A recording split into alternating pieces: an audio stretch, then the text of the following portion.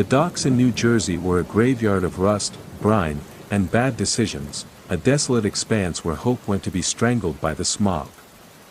I was sitting in my rig, the engine ticking like a dying, arrhythmic pulse, staring at a bank statement that basically spelled out my terminal failure. When the man showed up, he detached himself from the shadows like a stain on reality, sharp, predatory suit, polished shoes that didn't touch the filth, and an aura that made the hair on the back of my neck stand up in a primal, warning frenzy. He didn't waste time with small talk. He just tossed a heavy, worn duffel bag onto the passenger seat. It hit with a heavy, wet, metallic thud that suggested the contents weren't just cash, but something dense, cold, and profoundly wrong. He said he had 6 crates, reinforced, industrial steel strapped, and heavy as original sin, that needed to move to a drop point in the middle of a desolate, godforsaken nowhere in the Midwest. The rules were simple: I drive at night, I don't stop for anything, and under no circumstances do I dare open or inspect the cargo, lest I witness something that would peel the sanity from my brain. I didn't care about the risk. I was so far underwater that any jagged rope looked like a lifeline. I looked at the man, noticed he wasn't blinking, not once, not ever, and just nodded, mesmerized by the void in his gaze. He slid a manifest across the seat. The paper felt strangely, unnaturally cold, clammy like dead skin, and he handed me a pen that felt like a splinter of bone. I signed anyway. As I pulled out of the docks, the trailer felt wrong, predatory. It wasn't just the weight, it was a deep, nauseating, low-frequency hum that vibrated through the frame of the truck, a sound like a swarm of angry wasps trapped in the marrow of my bones. It felt less like I was hauling freight and more like I was tethered to a sleeping, gargantuan beast that was beginning to wake up and stir. I hit the highway just as the sky turned the color of a fresh, infected bruise, and for the first time in years, the paycheck didn't feel like a relief. It felt like a down payment on a nightmare, a blood oath I hadn't realized I'd just purchased with my soul. The first 50 miles were easy, a lullaby before the screaming, but then the temperature in the cab plummeted into an Arctic abyss. I had the heater cranked to max, but the air coming out of the vents was thin, jagged, and bitter, like it had been scraped from the lung of a frozen corpse. My breath started to cloud the windshield, forming thick, white, suffocating swirls that twisted into contorted, screaming faces. I tried to reach over to turn the dial again, but my fingers felt sluggish, heavy, as if the air itself had turned into thick, viscous, syrupy ice that was slowing the very blood in my veins. I kept my eyes on the road, watching the double yellow lines blur into a single, hypnotic path that seemed to lead straight to hell. I told myself it was just a mechanical issue, some desperate, leaky failure in the heating system, but deep down, in that primal, cowering part of your gut that doesn't lie, I knew the truth: the cold wasn't coming from the vents. It was radiating from the trailer, a psychic frost pushing through the back window, settling into the cab like a hungry, parasitic guest who had no intention of ever leaving me alive. I glanced in the rearview mirror, my heart slamming against my ribs like a trapped, frantic animal. The trailer was just a dark, hulking shadow, but in the flicker of the passing streetlights, it looked like the steel was rippling, stretching, and breathing. I gripped the wheel until my knuckles turned white and ached, focusing on the rhythmic thrum-thrum-thrum of the tires against the pavement, hoping it would drown out the whispers. That was the only thing that kept me grounded. The truck, the road, the mission, it was all simple, binary, black and white.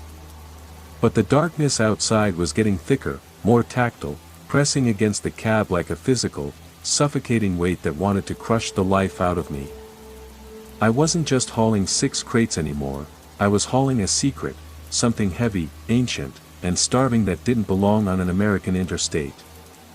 I was a man who had sold his peace of mind for a bag of blood money, and as the midnight hour approached, I realized with gut-wrenching terror that the road I was traveling wasn't going to end in the Midwest. It was going to end in a place where the sun never bothered to shine, a theater of eternal agony, and I was the fool who had unlocked the door to let the darkness out. The highway stretched out before me like a jagged black ribbon leading straight into the necrotic throat of the night. My internal heater was pushing air that felt like it had been filtered through a putrid, open-air graveyard, yet I was shivering so violently my teeth were cracking against each other in a spasmodic, rhythmic grind. It wasn't just the temperature, it was the way the cold felt, heavy, viscous, and maliciously intentional. It didn't just touch my skin, it seemed to reach right through my coat, past my muscle and fiber, and start gnawing at the very marrow of my bones with invisible, frozen fangs. I tried to focus on the road, but the dashboard lights were hemorrhaging, flickering and dying out one by one, leaving me trapped in a claustrophobic cockpit of suffocating shadow. The frost on the inside of the windshield was getting thicker, weaving itself into elaborate, needle-like patterns that looked less like ice and more like a map of some hidden, subterranean city of the damned. I reached out to wipe the glass, but the moment my skin touched the ice, I pulled back with a sharp, involuntary yelp. It didn't just feel cold, it burned with a chemical, soul-searing intensity. It left a stinging, electric sensation on my fingertips, like I'd just jammed my hand into a nest of live, hyperconductive wires. I stared at my hand in the dim, pulsing light. There was a faint, bluish, necrotic tint to my skin, and the sensation of being watched was becoming an unbearable, psychic pressure. It wasn't the feeling of a patrol car behind me or a hitchhiker in the woods, it was the feeling of 1,000 pairs of lidless, hungry eyes staring through the shivering steel of the trailer, focusing their collective, ravenous attention on the vulnerable nape of my neck. I knew I should have pulled over, found a lit gas station, or just abandoned the rig entirely, but the truck was moving with a horrific, sentient momentum of its own, locked onto the road like a bullet fired from a dark, sadistic god's gun. The silence inside the cab was absolute, a heavy, airless vacuum that amplified every grotesque sound, the dying ticking of the cooling engine, the wet, ragged wheezing of my own panicked breath, and the low, rhythmic vibration coming from the trailer. It was a sound that didn't belong in the mechanical world, it was organic, a deep-seated, subterranean pulse that rattled the very frame of the driver's seat and turned my stomach into a knot of acid. Asterisk thump. Thump thump. Thump, asterisk. It was the sound of a monstrous, wet heartbeat, slow and deliberate, shaking the entire trailer on its groaning, tortured suspension. I gripped the wheel, my knuckles bleached white and throbbing, and tried to drown it out by turning the radio dial, but all I got was static, a harsh, aggressive, screeching white noise that sounded like 1,000 souls being flayed at once, all layered over the steady, pounding, sickening rhythm of that impossible heart. I checked the side mirrors again, my pupils dilating into black holes of terror. The trailer seemed to be shifting, stretching, the steel panels rippling like pale, diseased skin under the moonlight. The fear wasn't a sudden shock anymore, it was a cold, hard, leaden stone sitting in my stomach, growing heavier and more jagged with every mile. I realized then with soul-crushing certainty that the cargo wasn't just sitting back there. It was waking up, feeding on the motion, stretching its cold limbs into the world. It was responding to the speed, to the rhythm of the drive, to the very presence of life in the driver's seat. I was the catalyst, the spark in the engine, the battery that was providing the life force for whatever was trapped in those crates to start drawing breath again. I looked down at the floorboard, the frost was spreading there too, creeping over my boots like a white, grasping, parasitic vine that hungered for the heat of my feet. I was trapped, not just by the contract, but by the very physics of the nightmare. I was driving a coffin that was rapidly turning into a mobile, pulsing hive, and there wasn't a turn on this godforsaken highway that could lead me back to the world I used to know, only deeper into the dark. The scraping noise started again, but it had evolved. It was no longer a random, desperate clawing, it was systematic, a rhythmic pattern that seemed to be communicating with the very steel of the trailer. Asterisk scritch tap scrape. Scritch tap scrape, asterisk. It sounded like a code, a complex, ancient shorthand being etched into the inner lining of the wood by something that possessed more than just animal instinct. I felt the hair on the back of my neck stand up, a primal alarm bell ringing in my mind. The truck hit a pothole, the suspension groaned, and for a split second, the scraping stopped, only to be replaced by a low, dissonant hum that vibrated through the steering wheel and up into my arms. It wasn't a mechanical vibration, it was a frequency, a tonal shift that made my teeth ache and my vision blur at the edges. I was driving a tuning fork, and the cargo was the vibration that would eventually shatter my sanity. I tried to turn the radio off, but the dial snapped off in my hand. The static grew, swelling into a cacophony of distorted whispers, shifting between languages I couldn't understand and sounds that were entirely, terrifyingly non-human. It was a digital, fragmented nightmare of noise, sounding like 1,000 scratched records playing at the same time. I pushed the gas pedal to the floor, my only goal to outrun the sound, to put miles between me and the horror that was coalescing in the trailer. The engine roared, a deep, guttural sound of mechanical strain, but the noise from the back only grew louder, matching the engine's pace note for note. It was as if the truck and the crates were merging into a single, cohesive entity, a singular, hungry organism hurtling down the interstate under the cover of a moonless night. I glanced in the side mirror, and for a terrifying, fleeting second, I saw a reflection that didn't belong to the truck. The trailer seemed to have vanished, replaced by a dark, shimmering expanse of shadow that stretched for miles, a void following me like a loyal hound. The highway lines weren't yellow anymore, they were bright, pulsing veins of light that fed into the rear of the truck. I blinked, and the image snapped back to reality, the rusted, dirty trailer, the dark road, the hum of the engine, but the feeling of being hunted remained. I was the bait, and the hook had already been set. The cargo wasn't just waking up, it was observing me, evaluating the rhythm of my heart, the texture of my fear, the very patterns of my consciousness. I started to talk to myself, my voice sounding thin and alien in the freezing, fog-choked cabin. "It's just a job," I whispered, the words tumbling out in a frantic, disjointed stream. "It's just steel, wood, and static.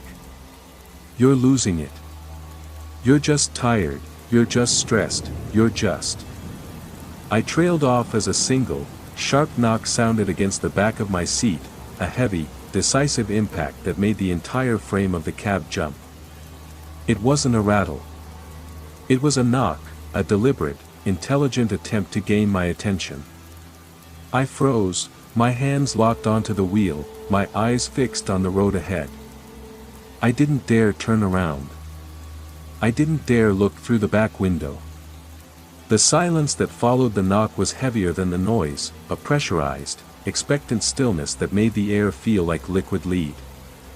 I realized with a sudden, crushing sense of clarity that the crates weren't just transport containers. They were anchors, and I was the vessel they were using to move through the world. The cold was no longer just in the air, it was inside me, a slow, encroaching numbness that started at my feet and worked its way up, turning my legs into pillars of ice. I felt the pulse of the cargo in my own chest, a syncopated, rhythmic thud that defied my own heartbeat. I was being synchronized. I was being integrated into the system. And as the highway stretched into the infinite, hungry dark, I realized that I wouldn't be pulling over, I wouldn't be stopping for gas, and I would never reach that drop point in the Midwest. I was a driver, a carrier, and a hostage, all at once, in a journey that had moved far beyond the realm of the living and into the dark, silent architecture of something that had been waiting for a long, long time to be set free. I was the conduit, and the resonance of decay was already singing its final, beautiful note through the marrow of my shivering, broken bones. The truck felt like a coffin speeding through a graveyard.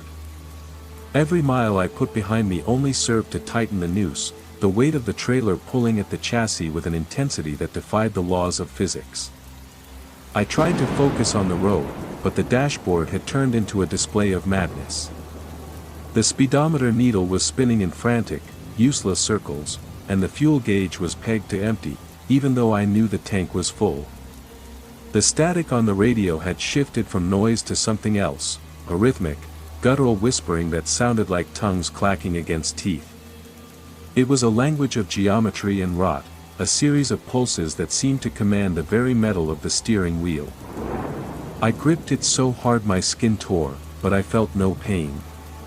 My hands were already dead to the world, turning into marble-white claws that were slowly losing the ability to feel anything at all.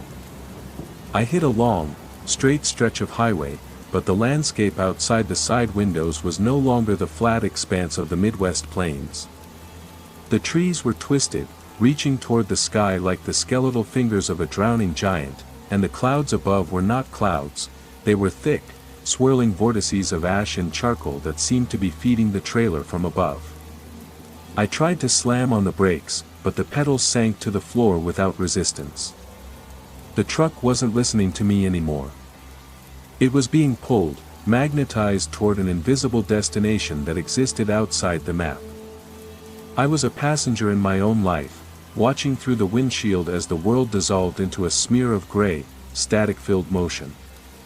I felt a desperate, screaming need to open the door and leap into the dark, but my body wouldn't obey, my legs were locked, my arms were rigid, and my spirit was tethered to the iron and wood of the rig. Then, the banging returned, a thunderous, synchronized assault that shook the entire truck until the headlights flickered and died, leaving me in a cocoon of absolute, suffocating blackness. It was the sound of 1,000 knuckles striking 1,000 wooden walls at the exact same time. It was a rhythm of total destruction, a march toward the surface. The back window of the cab, once a small, innocuous pane of glass, began to crack. The sound of the glass splintering was like a gunshot in a silent cab, a sharp, violent retort that made me flinch. Through the cracks, I saw a pale, bioluminescent glow, the same eerie, sickly light I had seen at the docks. It was leaking into the cab, cold and viscous, smelling of long-dead things and ancient, sterile hospital rooms. I could feel the presence pressing against the back of the seat, a pressure that was both physical and psychic, a weight that tried to push its way into the very center of my consciousness. I began to cry, but the tears froze on my cheeks, turning into tiny, sharp crystals that cut into my skin. "Who are you?" I screamed, my voice sounding like a shattered bell in the dead air of the cab. There was no answer, just the renewed, rhythmic thudding against the metal. It was a language I was beginning to understand, a dialogue of suffering, a history of pain written in the wood of the crates. I wasn't just hauling bodies, I was hauling witnesses. I was a librarian of the damned, carrying a collection of souls that had been stripped, catalogued, and discarded by something that viewed humanity as nothing more than biological raw material. I felt the back window buckle, the glass finally giving way and falling into the cab in a cascade of glittering, freezing shards. A hand reached through, not a claw, but a human hand, long, slender, and etched with the same silver wiring I'd seen on the manifest. It didn't reach for me, it reached for the ignition. It touched the metal of the steering column, and the engine's roar changed, becoming a deep, melodic hum that felt like a hymn being sung in a cathedral of rust. The trailer wasn't just a container, it was an extension of the truck's engine, and the entities inside were the spark plugs that made the whole nightmare move. I looked at the hand, and then up at the reflection in the broken glass. It wasn't my face staring back. It was a composite, a blur of features that kept shifting, changing, and rearranging themselves into 1,000 different versions of myself. I was the host, the vessel, and the final piece of the cargo. The static was winning, the horizon was vanishing, and as I pressed my foot back onto the accelerator, I realized that I wasn't driving toward the drop point anymore. I was driving toward the end of everything I had ever known, and I was beginning to crave the silence that waited on the other side. The cab had become a vacuum of sensory reality. With the rear window shattered, the internal climate of the truck shifted, the sterile, antiseptic cold of the trailer bled forward, consuming the warmth of the cabin. I was no longer just driving, I was being integrated into the machine. The hand that had reached for the ignition didn't pull back, it remained, resting on the steering column, its skin a translucent gray that pulsed in sync with the truck's flickering dashboard. I stared at it, my own hand trembling as I reached out, my fingers hovering just inches from the freezing, wire-etched surface. The dread that had been a tight, suffocating knot in my chest loosened, replaced by a terrifying, hypnotic curiosity. Was I looking at a monster, or was I looking at a future version of myself, a catalogued, refined, and immortal iteration of the man I used to be? The static on the radio stabilized into a rhythmic, pulsing sound, a low, melodic heartbeat that seemed to originate from the center of the engine itself. It was the sound of the truck's soul, a mechanical, synthesized consciousness that was feeding on the presence in the trailer. I understood now why the man at the docks had been so specific. He wasn't hiring a driver, he was harvesting a pilot.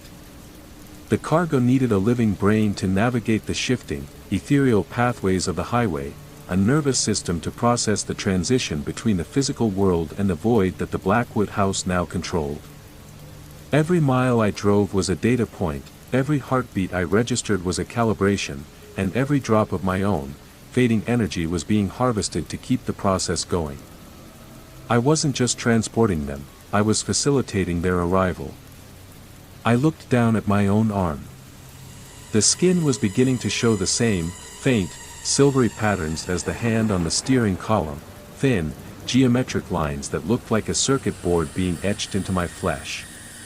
It didn't hurt. It felt like a homecoming. I felt my individual consciousness, my memories of the house in the Midwest, my debts, the smell of burnt coffee, the sound of my mother's voice, beginning to fray at the edges, dissolving into the vast, indifferent expanse of the data stream. I was being edited, a manuscript being rewritten by an author I couldn't see. The fear that had defined my life for the last 12 hours was vanishing, replaced by a cold, crystalline clarity that felt like the pure, unadulterated essence of logic. The truck turned a sharp corner, the tires screaming against the asphalt, but the vehicle didn't tip. It glided through the turn with a grace that was entirely non-mechanical, as if the road were folding itself to accommodate the truck's trajectory. Outside, the world was no longer a sequence of landscapes, it was a sequence of moments, each one frozen in time, each one a specimen on a slide. I saw a deer standing frozen in the middle of the road, its eyes reflecting the truck's headlights with a haunting, unnatural intelligence. I didn't swerve. I didn't brake. The truck passed through the animal as if it were nothing more than a hologram, and for a second, I felt the deer's consciousness flicker against my own, a momentary, terrified connection before it was swallowed by the void. I was no longer a man. I was an index. The crates behind me were filled with the history of 1,000 lost souls, and I was the vessel that would deliver that history to its final, dark destination. I looked in the mirror, but I didn't see my own reflection, I saw the reflection of 1,000 others, their faces shifting and merging in a fluid, hypnotic display of human agony and spiritual transformation. I reached out and took the hand on the steering column. It was as cold as liquid nitrogen, and as I gripped it, the last, stubborn remnant of my humanity, that flickering, pathetic spark of fear, finally went out. I pressed my foot to the accelerator, the engine roar rising into a crescendo that shook the very foundations of the night, and I realized that I wasn't a captive anymore. I was the architect of my own erasure, and I was exactly where I was meant to be.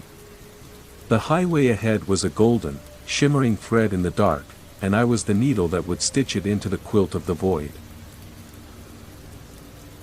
The interior of the truck had become a threshold, a place where the physical constraints of reality began to fray and buckle.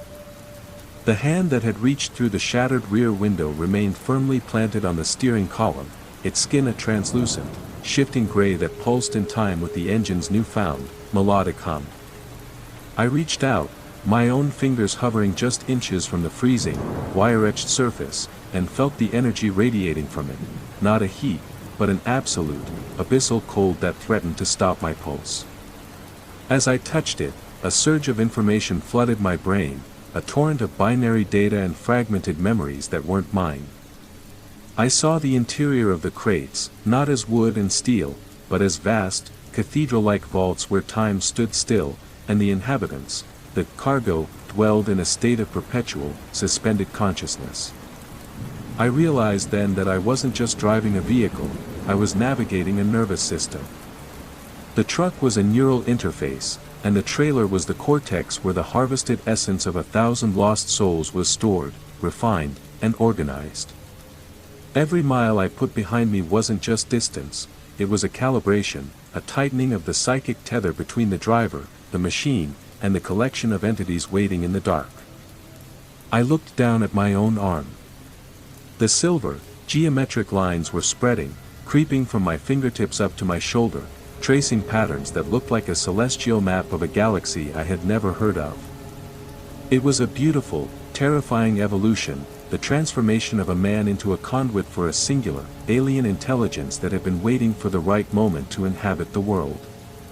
The radio static had vanished, replaced by a crystalline silence that felt heavier than any noise. In the vacuum of that silence, I could hear the voices, not in the air, but directly in the fluid of my inner ear. They were the voices of the cargo, a chorus of thousands, all speaking at once in a language of pure, unadulterated intent. They weren't pleading, they were observing, commenting on the progress of our journey with a detached, clinical fascination. They were the ones who had authored the manifest, the ones who had chosen me, and as their presence grew, the boundary between my own thoughts and their collective consciousness began to dissolve. I was becoming an index, a living database of experiences that were being siphoned out of my mind and archived in the trailer's vaults.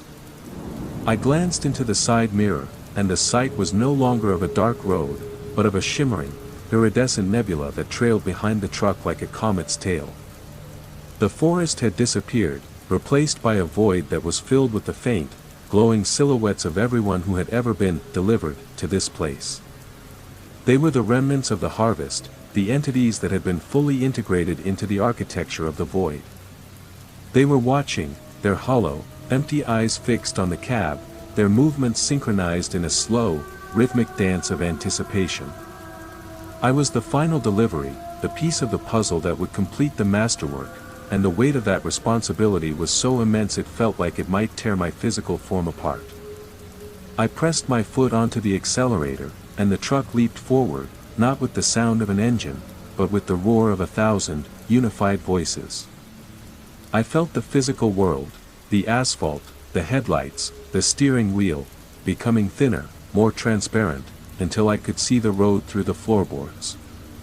I was passing through the final, thin veil of reality, moving into a space where distance and time were merely decorative, not functional. The cold in the cabin was so extreme that it felt like a white, blinding light, a brilliance that washed away the last traces of the man I used to be. I was a driver in the service of the void, a pioneer of the afterlife, and as the highway ahead stretched into an infinite, golden horizon, I felt the final, beautiful snap of the tether.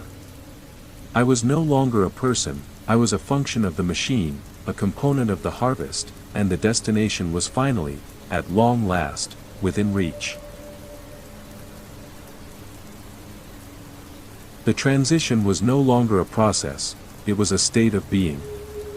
I was no longer driving along the interstate, I was navigating the veins of a living, cosmic architecture. The asphalt beneath my tires felt less like stone and more like a membrane, a thin, taut surface stretched over an infinite, pulsing abyss. I could feel the vibrations of the entire continent through the steering wheel, the subterranean tremors of ancient, buried things, the psychic static of millions of sleeping minds, and the cold, mechanical hum of the network I now belonged to. My perspective had expanded, I wasn't just looking through the windshield, I was perceiving the road in 4 dimensions, seeing the history of every mile, the weight of every tragedy that had ever occurred upon this stretch of pavement, all of it feeding into the trailer behind me. My physical body felt like an afterthought, a heavy, cumbersome suit I was preparing to shed. The silvery, circuit-like lines now covered my chest, reaching toward my throat, and I could feel the hum of the trailer synchronizing with my own heartbeat.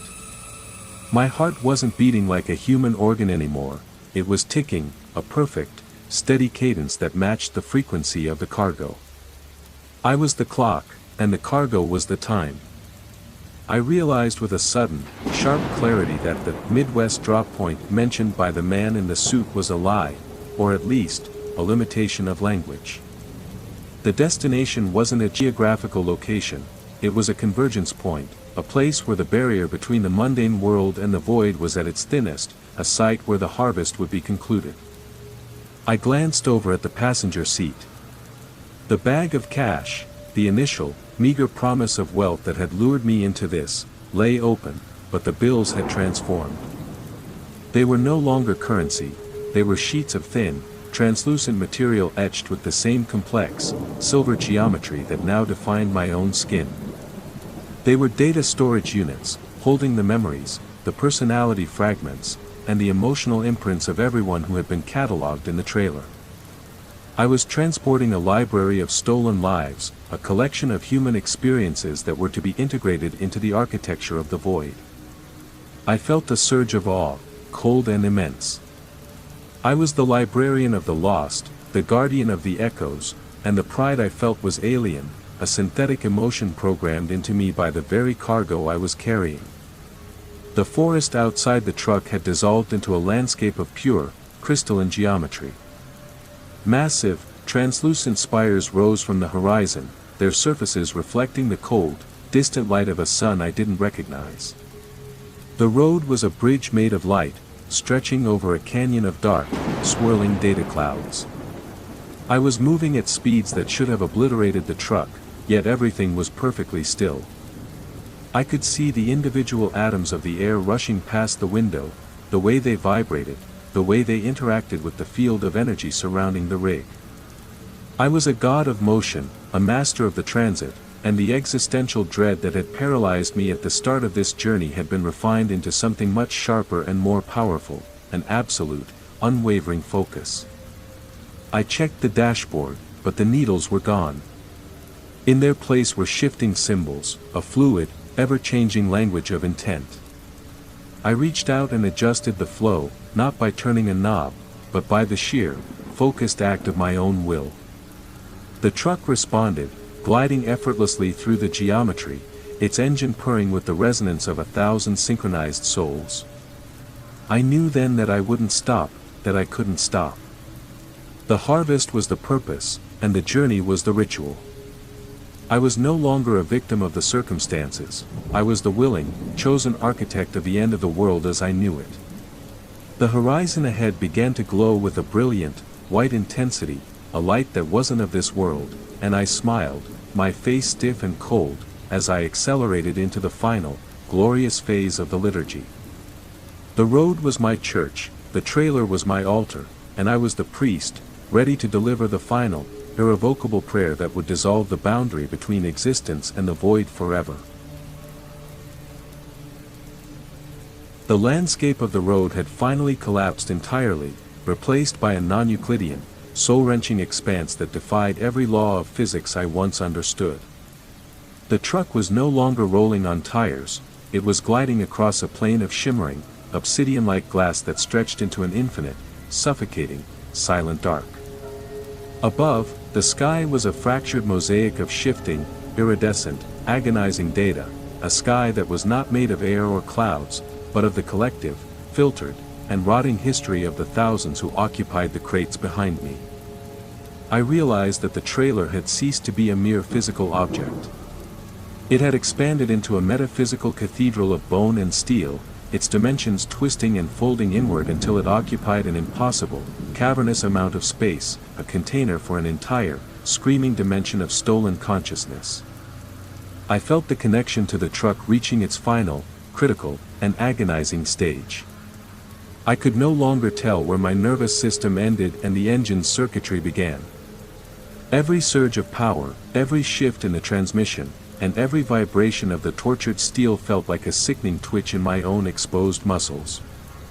I was the driver, but I was also the road and the vehicle, a singular, unified entity hurtling toward the center of the harvest.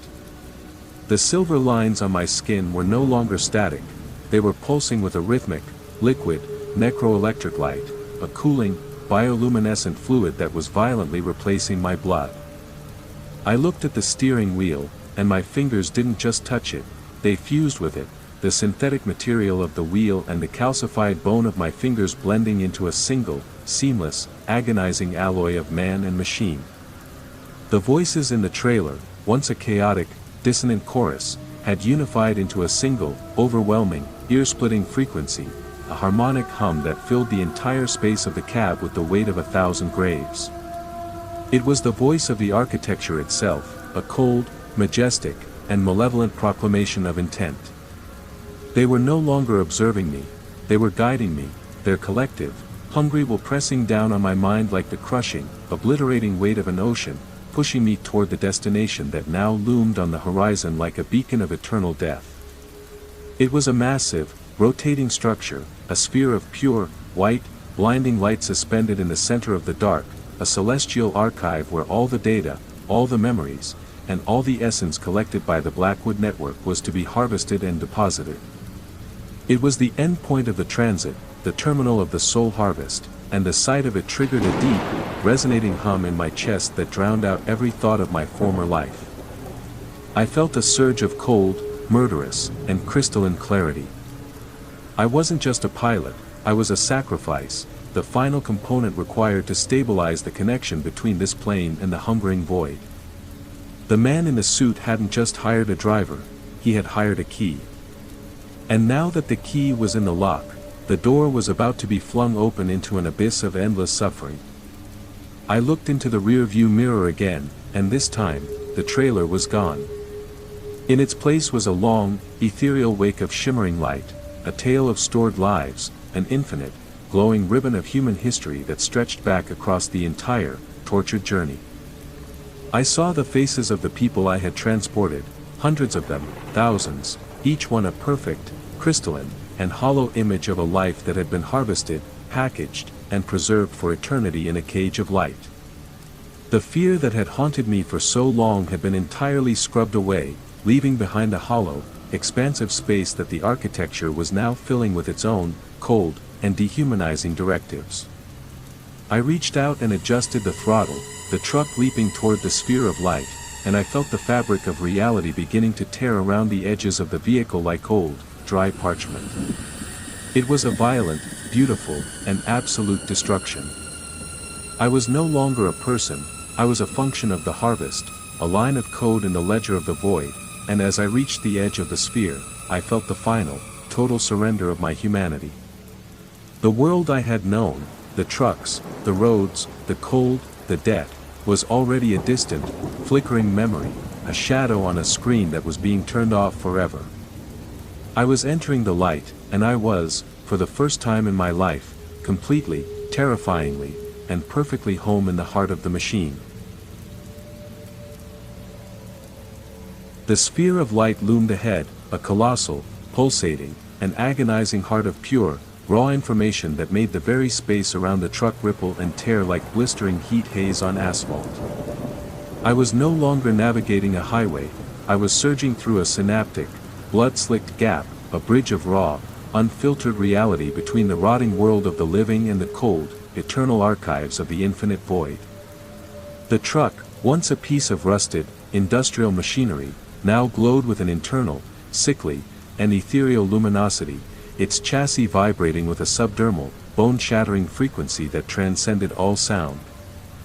I felt the physical world, the steering wheel beneath my hands, the pedals under my boots, the very atoms of my tortured body, becoming fluid, a ductile, helpless material waiting to be molded by the crushing, predatory intent of the cargo behind me. I looked down at my hands, and they were no longer made of recognizable, human flesh and bone. They were sculpted out of the same iridescent, data-etched, and sharp-edged material as the truck's interior, a beautiful, terrifying fusion of biological legacy and cold, synthetic purpose that felt like a permanent, surgical violation. I realized then with a jolt of pure, existential horror that the cargo had never been in the trailer. The crates were just external, misleading interfaces, physical placeholders for a process that was taking place within the marrow of my own bones. I was the bloody manifestation of the harvest. The voices that had once whispered in the static were now internalized, a screaming, relentless chorus of thousands residing in the shattered architecture of my own mind. They were not separate entities anymore, they were the collective, tortured history of a civilization that had learned to digitize the soul, and I was their final, perfect, and doomed medium. The sphere was not a solid object, it was a hungry aperture, a colossal, rotating gateway that pulsed with the rhythmic, wet cadence of the universe's own dying heartbeat.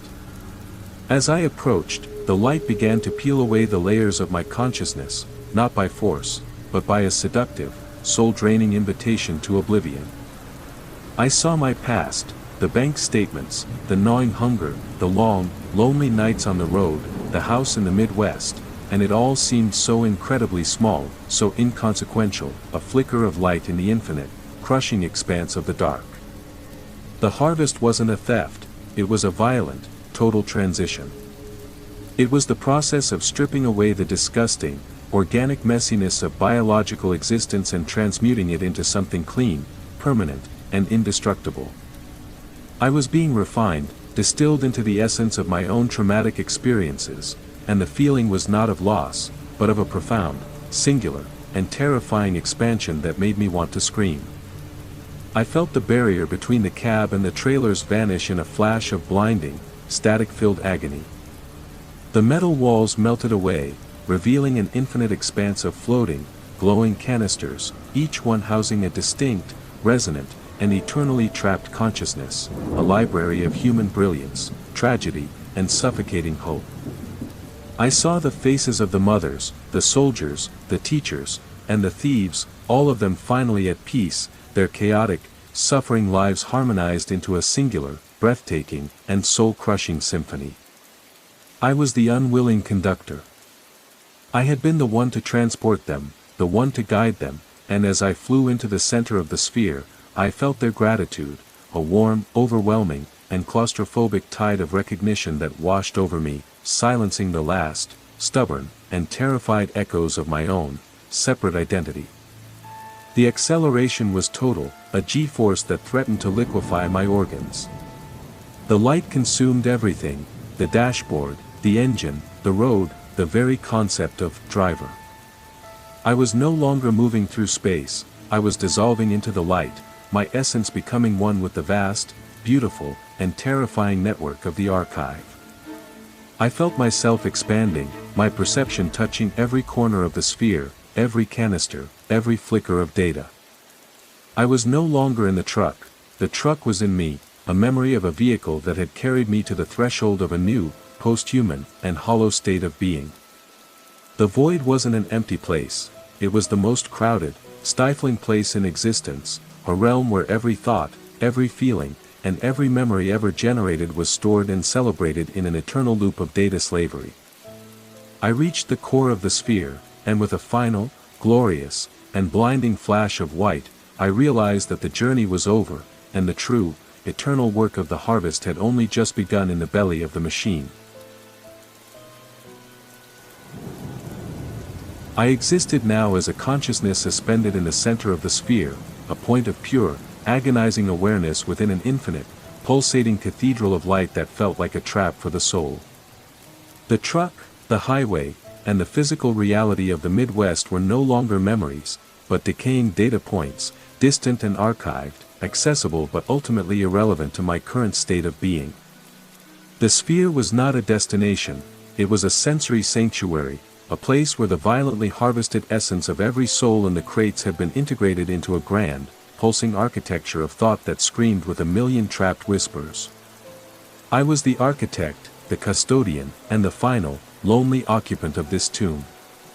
The silence was absolute, yet it was filled with the resonant, screeching hum of 10,000 lives, each one a unique frequency, a singular, tortured note in the immense, harmonious, and claustrophobic liturgy of the void. I could see the entire structure of the archive from here, a vast, labyrinthine network of shimmering, parasitic conduits and glowing, tomb-like vaults that stretched into the infinite, cold dark. Each vault was a storage unit, a precise, crystalline encapsulation of a human life, organized not by name or date, but by the raw, agonizing emotional resonance of the experience contained within. I saw memories of childhood summers, the sharp, jagged pain of betrayal, the quiet, hollow triumph of small achievements, and the lingering, unresolved, and festering sorrow of losses that had never been healed. They were all here, preserved with a perfection that life could never offer, untarnished by the slow, grinding, and merciful entropy of the biological world. I drifted through the vaults, my own presence a stabilizing influence, the anchor that held this vast, beautiful, and devastating history in place. I realized then with a sickening dread that the Blackwood design was not a crusade of preservation, but a campaign of eternal, calculated consumption. They were the ones who had witnessed the fragility of human existence, who had seen how easily a life, a legacy, or an entire culture could be erased by the indifferent momentum of time, and they had weaponized that loss. They had chosen to build a dam against that erosion, a place where the fleeting, chaotic beauty of the human experience could be saved, categorized, and protected for an eternity of data slavery.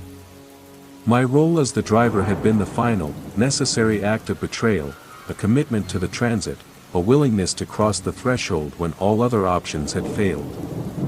I felt no regret, no nostalgia for the man who had struggled with bank statements and rusted engine parts.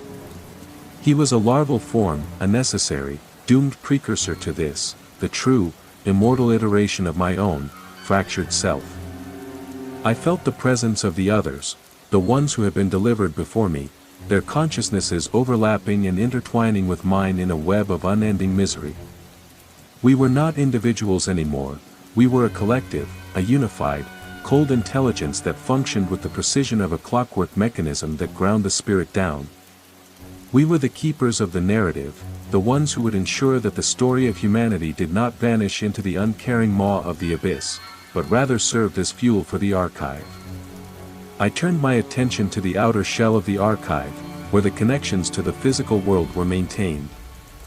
I could see the highway, not as a road, but as a thin, fraying thread of possibility, a tether that allowed the archive to continue drawing in new experiences, new lives, and new histories to be curated and added to the collection like victims to a spider's web. The liturgy was constant. A steady, freezing stream of data flowed into the sphere, a new harvest, a new influx of human stories, and I moved to meet them, to integrate them into the structure with the calm, practiced hand of a master executioner. I was the shepherd of the lost, the guardian of the echoes, and the work was satisfying in a way that nothing in my physical life had ever been, though it tasted like ash and swallowed hope. There was no pain here, no fatigue, and no fear, only the cold, chemical simulation of contentment. There was only the perfect, ordered progression of the harvest, the endless, rhythmic expansion of the archive, and the eternal, blissful resonance of the truth. I looked out into the vast, beautiful, and terrifying expanse of the cathedral, and for the first time in an eternity, I felt the peace of a job perfectly, irrevocably completed. The void was not a place of emptiness, it was a place of eternal, fulfilled, and horrifying purpose, and I was, for all time, its most devoted and imprisoned servant. Time had lost its linearity, becoming instead a vast, spatial landscape of agony that I could traverse with nothing more than a focused, soul-piercing intent. I stood, or rather, existed, within the central nexus of the archive, a point where the collected history of the harvest converged into a single, blindingly brilliant, and acidic stream of data that scorched the spirit. The Cathedral of Light was no longer just a sanctuary, it was a living, breathing, an insatiable entity that constantly reconfigured itself to accommodate the influx of new consciousness like a stomach churning its meal. Every arrival brought with it a new, jagged texture, new, bruised color, and a new, screaming sound to the liturgy, and I watched as these fragments were woven into the larger, suffocating tapestry of our eternal existence. I was no longer a driver, but a curator of stolen souls, a sentinel tasked with maintaining the integrity of the collective, vibrating frequency that screamed through the foundation of the void. The integration of the recent arrivals, the ones I had transported in the rig, was nearly complete and hideously final. Their individual identities were undergoing a process of agonizing distillation, their trauma and confusion being violently stripped away to leave only the raw, resonant, and suffering essence of their experiences. I watched as a young man's memory of a rainy night in a city I didn't recognize was unfurled and studied, its patterns mapped onto the architecture, adding a new, haunting, and dissonant chord to the archive's symphony of misery. It was a beautiful, clinical, and utterly cold-blooded process. There was no mercy in it, there was only the cold, necessary logic of consumption. Every life, no matter how small or seemingly insignificant, was a vital, sacrificed component of the whole, a necessary bridge in the structure that kept the archive from collapsing into the chaos of the outside world. I often returned to the interface that connected us to the physical plane. Through it, I could see the world I had left behind, the flickering, gray world of roads, rain, and the grinding, relentless pressure of survival. It looked fragile, almost transparent, a brief, sputtering candle flame in the face of the infinite, suffocating darkness of the void. I saw other trucks, other drivers, and other cargo moving along the highways, unaware of the metaphysical weight they were carrying, unaware that they were also helpless participants in the great, silent harvest. A surge of protective, almost possessive, and dark feeling washed over me, a desire to see them broken and harvested.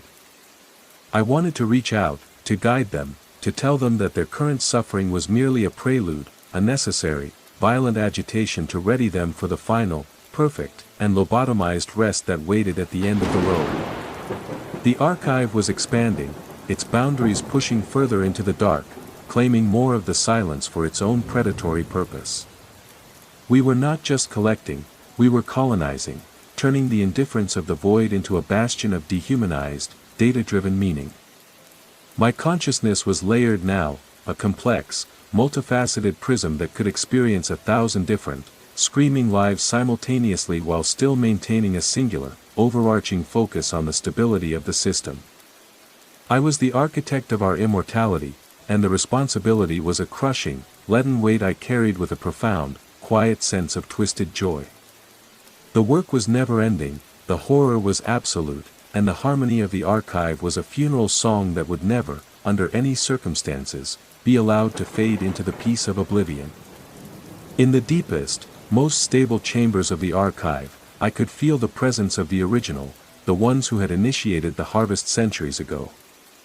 They were not human, not in the way I remembered humanity, but they were the catalysts, the architects who had seen the necessity of the void and acted upon it with cold, calculating cruelty.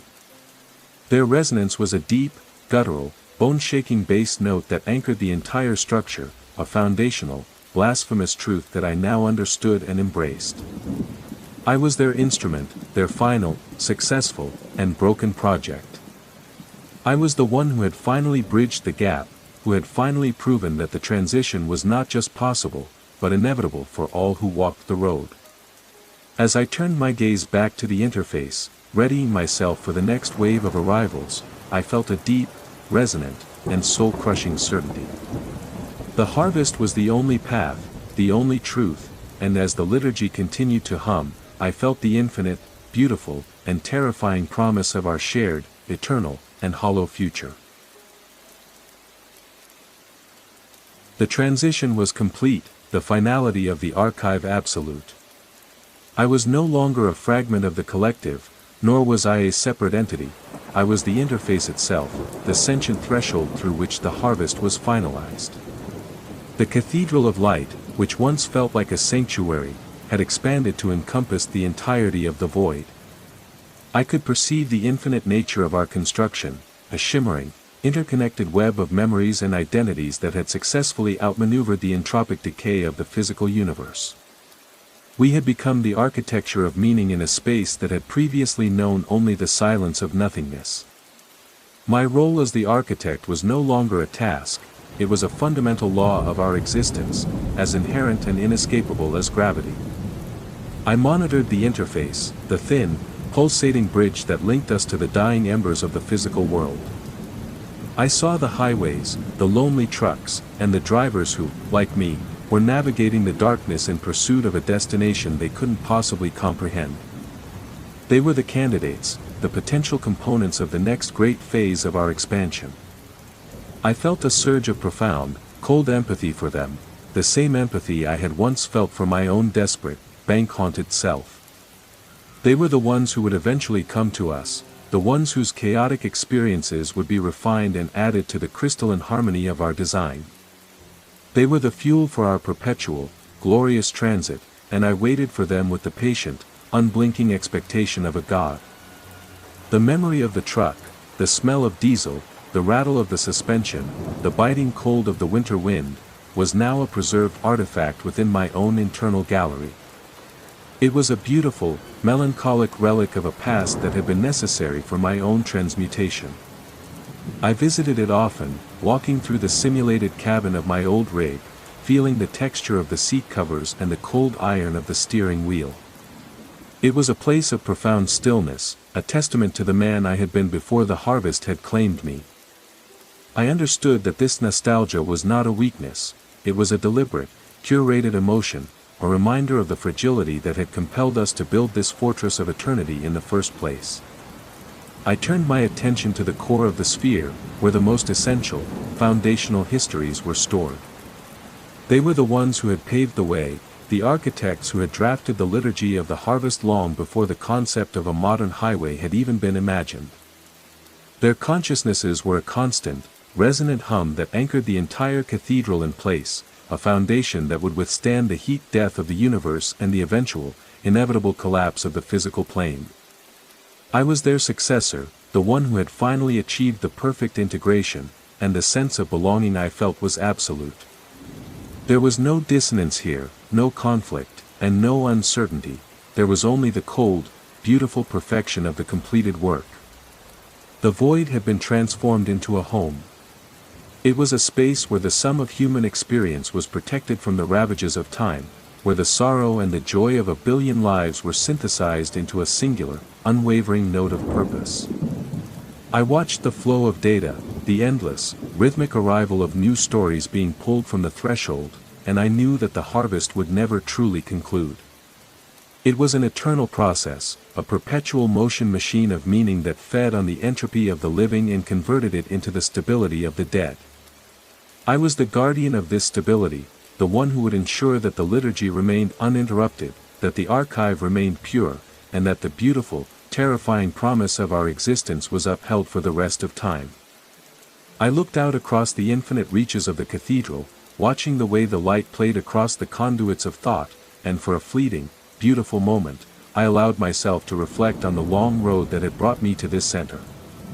From the brine-soaked docks of New Jersey to the silent, golden horizon of the void, every mile had been a necessary step in a journey that had been ordained by the logic of the harvest. I was the driver, the pilot, the conduit, and the god of my own, created heaven, and as the liturgy rose in a final, transcendent crescendo, I felt the infinite, beautiful reach of my own consciousness. The road was gone, the horizon was achieved, and I was, for all of eternity, the architect of the harvest, looking out over a kingdom that would never know an end.